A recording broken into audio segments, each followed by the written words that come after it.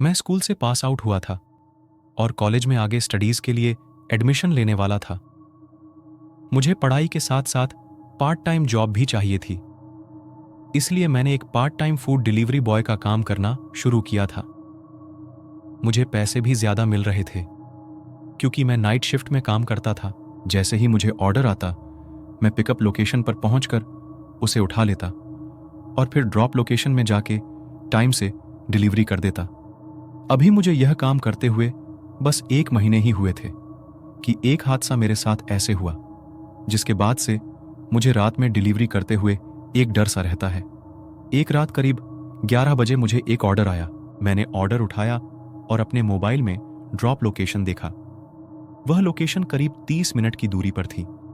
मैं बिना समय बर्बाद किए तुरंत अपनी बाइक में बैठा और पूरी रफ्तार से लोकेशन की तरफ जाने लगा। रात काफी हो गई थी, इसलिए रास्ते में कम ही ट्रैफिक था, जिस वजह से मैं रफ्तार से बाइक चला पा रहा था। करीब 15 मिनट तक तो सड़क के दोनों साइड में लाइट थी, पर उसके बाद रास्ता थोड़ा खराब होने लगा था। सड़क में लाइट बहुत कम ही थी और जो थी वो भी ज्यादातर खराब ही थी, जिस वजह से मुझे थोड़ा अजीब लग रहा था। वो रास्ता पार करने के बाद मैं एक सड़क के सामने पहुंचा। मुझे उस सड़क में अंदर जाना था। वो सड़क तो कुछ खास नहीं थी, पर वहां घर ठीक थे, सबके अपने जड़ से मकान थे। मैं एक पुराने से घर के सामने आके रुका। मैंने लोकेशन कंफर्म करने के लिए अपना मोबाइल चेक किया। उसमें ऑन लोकेशन दिखा रहा था, मतलब मैं एकदम सही जगह में था। मगर वो घर मुझे कुछ अजीब सा लग रहा था। वो एक पुराना सा घर था, जिसको देखने में ही लग रहा था कि जैसे कई सालों से इसमें कोई पेंट या कुछ काम ना हुआ हो। बाहर से भी वो बहुत ही गंदा हो रखा था। मैंने उस कस्टमर को कॉल किया, मगर सामने से किसी ने कॉल नहीं उठाई। मैंने दोबारा कॉल किया, मगर इस बार भी कोई रिस्पॉन्स नहीं आया। मैंने टाइम देखा तो करीब 11:30 बज चुके थे और इतने में ही मुझे दूसरे ऑर्डर की बेल भी फोन में आकी थी। मुझे जल्दी ही दूसरा ऑर्डर पिक करने के लिए निकलना था, इसलिए मैं सीधा ऑर्डर देने के लिए दरवाजे के पास चला गया। मैंने दरवाजा खटखटाया और थोड़ी देर वहीं रुक गया, पर अंदर से कोई बाहर नहीं आया। मैंने फिर से दरवाजे पर दस्तक देने के लिए उस दरवाजे पर अभी हाथ रखा ही था कि इस बार दरवाजा खुद ही खुल गया। मैं यह देखकर कुछ सकुचाया भी, क्योंकि पहले जब मैंने दरवाजा खटखटाया था तो मैंने काफी जान लगाई थी, पर उस समय तो दरवाजा नहीं खुला और दूसरी बार बस मेरे हाथ रखते ही दरवाजा अपने आप खुल गया। अंदर पूरा अंधेरा था, मगर बाहर खंबे से आती लाइट की रोशनी से मुझे अंदर कुछ कुछ नजर आ रहा था। अंदर की हालत भी बाहर की ही तरह पूरी तरीके से खराब थी। ऐसे लग रहा था जैसे मानो वहां कोई रहता ही ना हो। मुझे अभी भी अंदर कोई नजर नहीं आ रहा था। मैंने बाहर खड़े होकर ही एक बार फिर उस नंबर पर कॉल लगाई, लेकिन इस बार भी किसी ने कॉल नहीं उठाई। मुझे काफी लेट भी होने लगा था और ना ही सामने वाला बंदा फोन उठा रहा था, इसलिए मैंने सोचा कि मैं अंदर ही चला जाता हूं। वैसे तो घर के अंदर जाना हमारी पॉलिसी में नहीं आता, लेकिन दूसरा ऑर्डर भी मुझे पिक करना था, इसलिए मुझे यही ठीक लगा। मैं उस घर में घुसा और आवाज मारते हुए आगे जाने लगा। मैं दरवाजे से कुछ 5-7 कदम अंदर आ चुका था, पर अभी तक मुझे वहां कोई दिखा नहीं था।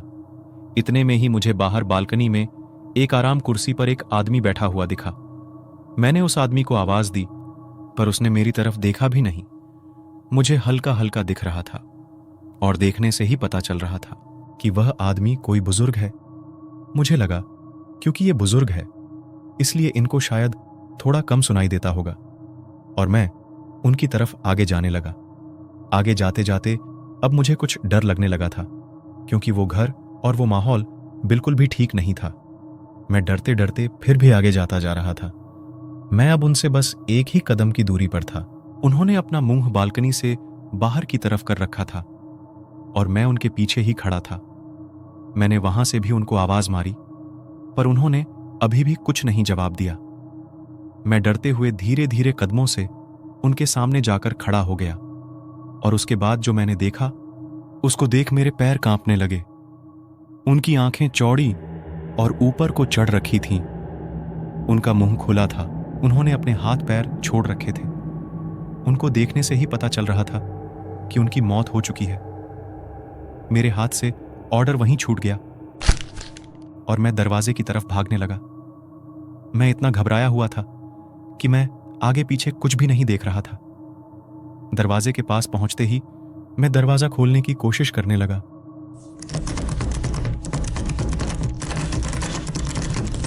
लेकिन न जाने कैसे दरवाजा खुद ही बंद हो चुका था। मैंने पीछे मुड़कर देखा तो वहां अब कोई भी नहीं बैठा था। बस वो खाली चेयर थी जो अब हिल रही थी। मैं दरवाजा खोलने के लिए उसको बहुत जोर से खींचने लगा, पर फिर भी कुछ नहीं हुआ। मैं बहुत घबराते हुए दरवाजा खोल रहा था और बार बार पीछे देखते जा रहा था। न जाने क्यों मेरे दिमाग में यही चल रहा था कि यह कोई भूत का चक्कर ना हो और मेरे पीछे कोई आंखें ना खड़ा हो। इसलिए मैं घबराते हुए बार बार पीछे देख रहा था। मैंने तुरंत अपने मोबाइल से पुलिस को कॉल मिलाने की कोशिश की, मगर नंबर डायल करते ही मेरे फोन से नेटवर्क ही गायब हो गए। उस समय मानो मैं पूरी तरीके से टूट गया था। मुझे लगा कि मैं यहीं मर जाऊंगा।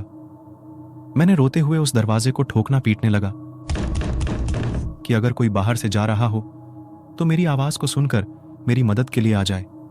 मैं कभी रोते हुए दरवाजा बजा रहा था और कभी चिल्लाते हुए। मुझे ऐसा करते हुए करीब 5 से 10 मिनट हो चुके थे। अब तो मेरी आवाज भी बैठने लगी थी। धीरे धीरे करके मैं बहुत थक गया था और वहीं दरवाजे के नीचे बैठ गया। मैं हल्के हल्के हाथ से दरवाजा खटखटाते जा रहा था। न जाने मैंने कौन से अच्छे काम किए थे कि मुझे बाहर से दरवाजा खुलने की आवाज आने लगी। मेरे अंदर फिर से एक जान आ गई थी, एक उम्मीद आ गई थी। मैं जल्दी से खड़ा हो गया और तेज तेज दरवाजा बजाने लगा। थोड़ी देर बाद बाहर से किसी ने दरवाजा खोला। बाहर एक लड़का खड़ा था। मैं जल्दी ही उस घर से बाहर आया। उसे लड़के ने बड़ी हैरानी से मुझसे पूछा, तुम अंदर कैसे चले गए? ये घर तो बहुत टाइम से बंद है। तुमने दरवाजा खोला कैसे? मैंने थोड़ी देर बाद सांस लेते हुए उस लड़के को अपने साथ हुआ सब बताया। तो लड़के ने मुझे बोला कि वह ऑर्डर उसने किया था और ऑर्डर लेट हो चुका था, इसलिए ही वह बाहर देखने आया था। तभी उसी समय उसको मेरे दरवाजे खटखटाने की आवाज आई, जिस वजह से वह इधर आया। इतने में मेरे फोन में एक कॉल आई। शायद अब तक नेटवर्क वापस आ गए थे। वह कॉल मेरे मैनेजर का था। मेरा मैनेजर मुझ पर भड़क रहा था कि अब तक ऑर्डर डिलीवर क्यों नहीं हुआ। मैं अभी भी बहुत घबराया हुआ था। इससे पहले मैं अपने मैनेजर को कुछ बताता, उसने मुझे दोबारा ऑर्डर लेट करने पर नौकरी से निकाल देने की चेतावनी देते हुए फोन कट कर दिया। मैं कस्टमर को उसका रिफंड देते हुए वहां से चला गया। मैंने ये बात अपने मैनेजर को नहीं बताई, क्योंकि मुझे लगा ही नहीं था कि वह मेरी इस बात पर यकीन करेगा। दोस्तों, अगर आपको यह कहानी अच्छी लगी तो लाइक जरूर करें। चैनल सब्सक्राइब नहीं किया तो सब्सक्राइब कर लें। मेरे चैनल में इसी तरह की कई और दिलचस्प कहानियां हैं, उन्हें भी जरूर सुनें। हेलो दोस्तों, अगर आप हमारे चैनल से नए जुड़े हैं तो हमारे चैनल भूतोपीडिया को जरूर सब्सक्राइब करें